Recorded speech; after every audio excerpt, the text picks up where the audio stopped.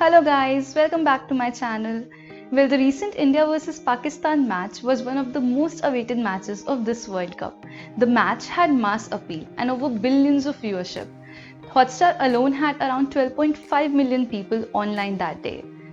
As the rain progressed, the match was put to a halt. However, the umpires later decided to have the play and the revised score for Pakistan was set to 302 runs in 40 overs using the DLS method. Now, me being the crazy cricket fan, I decided to explore DLS, and today I'll talk about the same. Also, in the end, I'll tell you how was the score possibly set to 302 runs for Pakistan using the DLS. Now, if you enjoy watching this video, please hit like button, subscribe to my channel and hit the bell icon for many such amazing videos. Let's get started. The Duckworth Lewis Stern method is a mathematical formulation which was devised by two English statisticians, Frank Duckworth and Tony Lewis, and was formerly known as the Duckworth Lewis method. Later, after they retired, Professor Stephen Stern was given the custody and he renamed it to Duckworth Lewis Stern method. Before DLS, there were two other methods used to resolve rain-affected games: average run rate method and the most productive overs method. These methods were faulty as they did not take into account the number of wickets lost by the team batting second and hence produced unfair targets. The major problem occurred in the semi-finale of 1992 World Cup, which was held between England and South Africa. South Africa was doing the chase when rain stopped the play for 12 minutes and they needed 22 runs from 13 balls. That day, the most productive overs method was used and the revised target was set an impossible 21 runs from one ball. DLS method was devised as a result of this match. Duckworth said that he soon realized that it was a mathematical problem which required a mathematical solution. The revised DLS target would have left South Africa with 4 runs to tie or 5 runs to win from one ball. Later, the DLS method was formally adopted by the ICC in 1999 and the standard method of calculating target scores in rain-shortened one-day matches. Now, in order to apply DLS in one-day matches, each team must face at least 20 overs for the result to be valid. For T20 games decided by DL, each team must face at least 5 overs. The basis of calculation for DLS is the term resources. Each team has 2 resources to score runs. One is the number of overs left and another one is the number of wickets in hand. This method converts all possible combination of number of balls and wickets left into a combined resources of remaining percentage, and all this information is stored in a published table or computer. Now, using these percentages, the target for team 2 can be adjusted up or down based on total number of runs scored by team 1. The most commonly used formula in international matches is: if this number is a non-integer, then the target for team 1 is rounded to the next integer.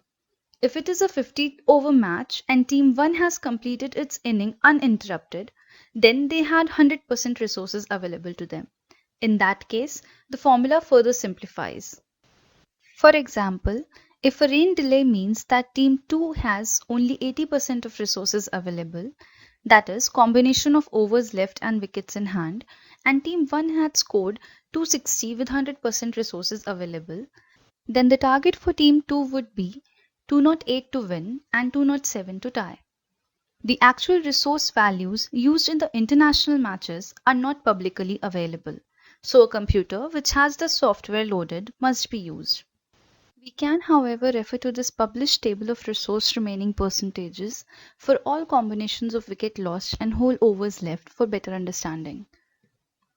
Now, the target for team 2 increases or decreases based on the fact whether the interruption was in the first inning or the second. Also, whether the interruption was at the beginning of the play or at the end. Let me take a few examples to give you a better understanding.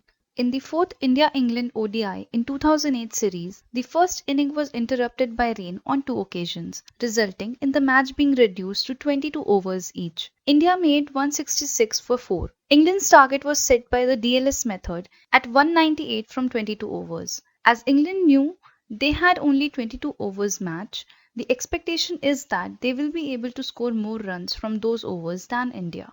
Had India known in the beginning that total number of overs would be 22, they would have played more aggressively, with 10 wickets in hand, and could have scored more runs from their interrupted innings. Finally, England made 178 for 8 from 22 overs. India had won that match by 19 runs. Another example was seen in the first ODI between India and Pakistan in their 2006 series. India batted first and were all out for 328. Pakistan, while chasing, were at 311 at a loss of 7 wickets after 47th over when bad light stopped the play. Pakistan needed 18 runs from 18 balls, with 3 wickets in hand. Considering the overall scoring rate throughout the match, this is a target most teams would be favored to achieve.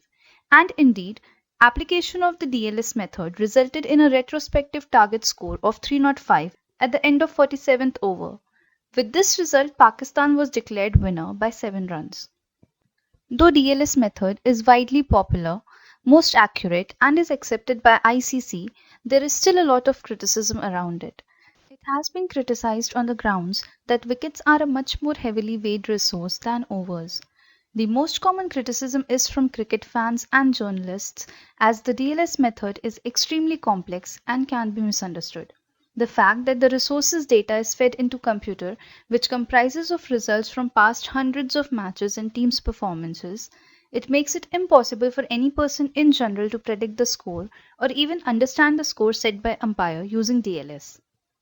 Now, let's come to the fact how recent target of 302 runs was set by DLS in India vs Pakistan match for the World Cup 2019. India made 336 runs for the loss of 5 wickets in 50 overs. Since the first inning was played uninterrupted, hence as per DLS their resource utilization was 100%. Pakistan had scored 166 for the loss of 6 wickets in 35 overs. The cricket board would have considered Pakistan's resource utilization based on the resource data values, which are not available publicly, to reach the target of 302. But if we look at the similar resource image which I showed earlier, it shows the resource utilization at 89.3% for 40 overs and no loss of wicket. So as per the DLS formula, Pakistan's target score would be 302. Well, this is not the actual calculation, given the fact that the resource values are only available with the ICC, but this is indeed the closest calculation. Hope you all liked this video. Do reply in the comment section and let me know. Thank you.